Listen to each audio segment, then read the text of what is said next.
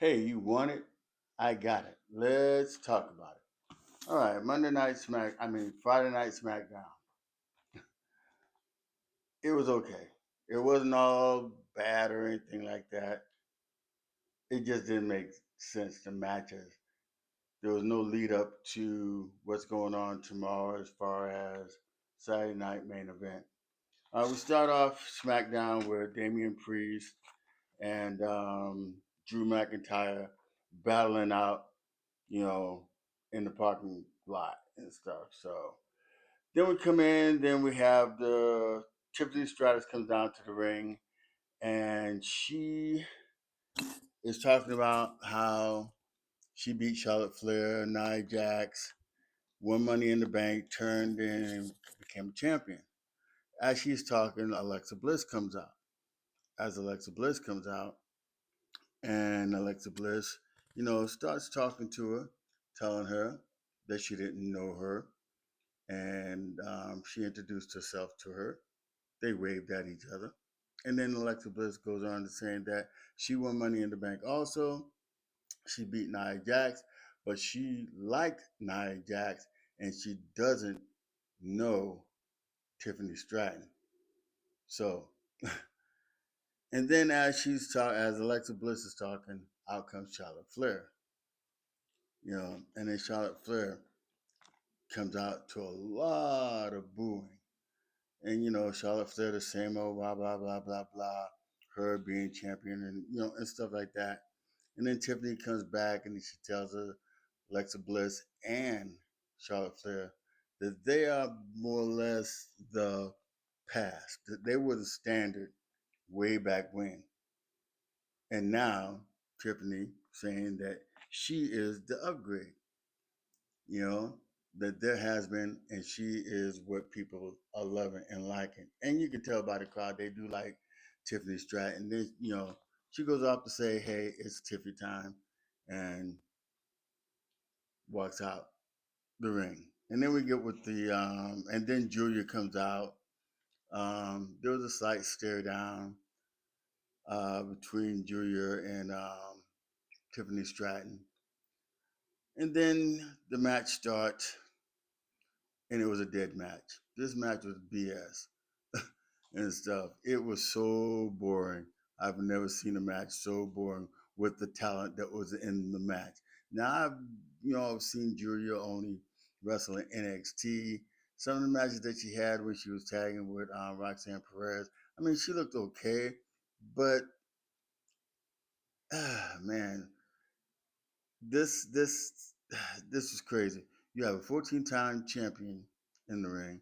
You have a current U.S. champion in the ring, and then you have the ex champion, NXT champion in the ring, and the match was boring.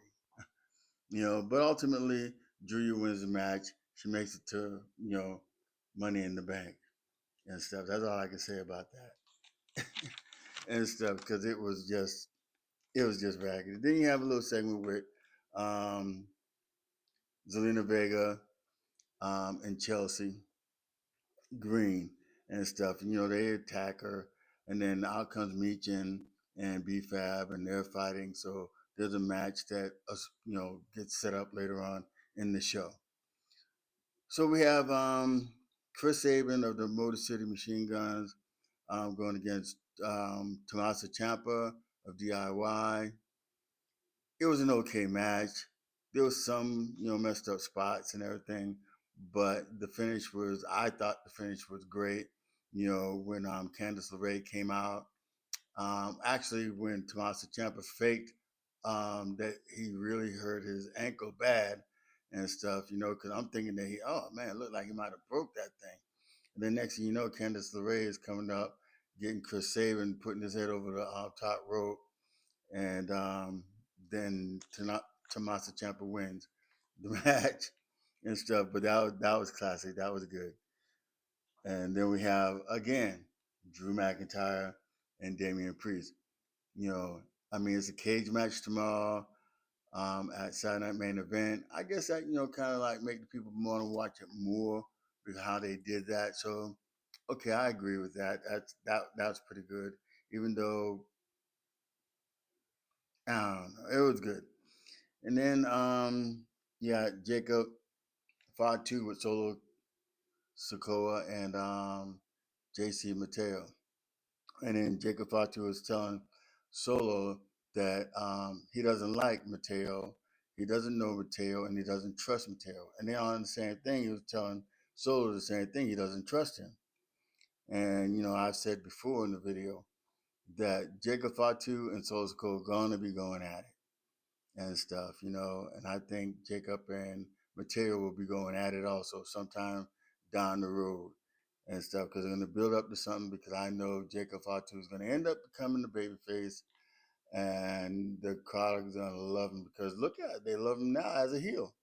So, all right, and then we go to the Piper Evans and Alba Fire against B-Fab and Meechin.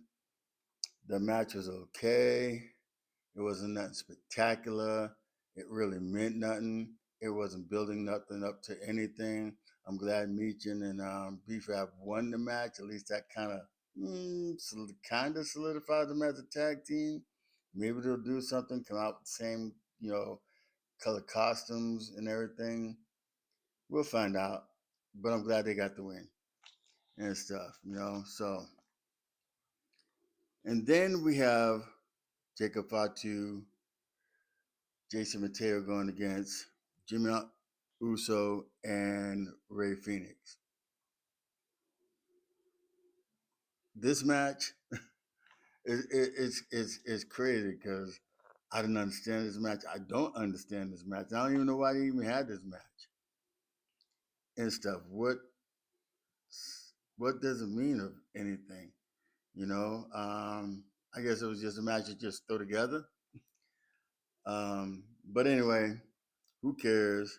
Jacob Fatu and JC Mateo win the match. Nothing spectacular there and stuff. And then we have R-Truth coming out, you know, talking about John Cena and how John Cena's head got big because of power and stuff like that. And that's the way John Cena is because it ain't the John Cena that he knows and loves. It's the John Cena that money and power has taken. And he said the John Cena he wants to wrestle is to bring him back is this crazy John Cena, and he's going to beat him into Bolivia, and he was going to change. But if John Cena was to win the match, he wanted everybody to riot because he lost. That's crazy. That's insane. But you know, you're going to get that little comedy from R-Truth. But the crazy part about it is that where was John Cena at? John Cena was not there. You know, this is a match. You know, John Cena is the one to put R-Truth through a table after Backlash,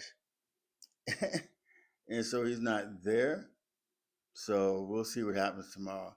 I'm hoping it's a good match. I hope R-Truth wins. I mean, it's not a title match, but it would be crazy if R-Truth was to win that match.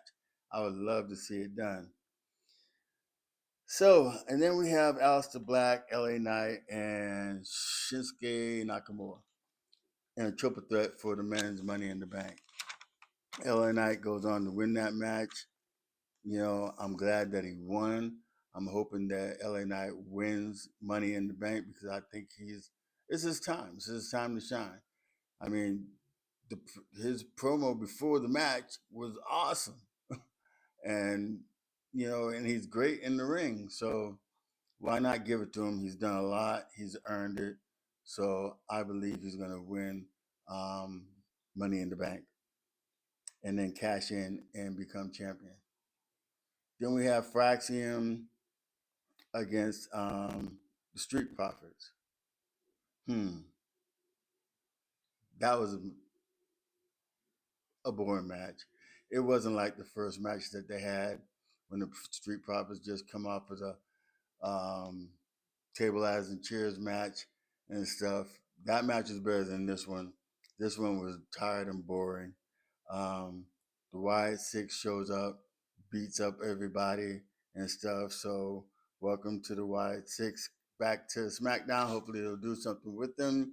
And happy birthday to Bray um, Wyatt and everything.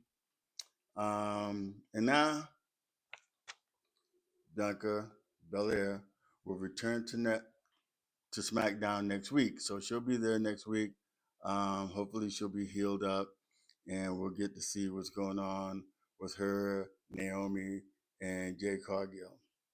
All right, thank you.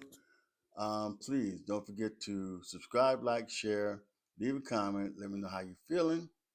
Thank you for watching my video. God bless you. Deuces. And we'll see you on the next video. Thank you.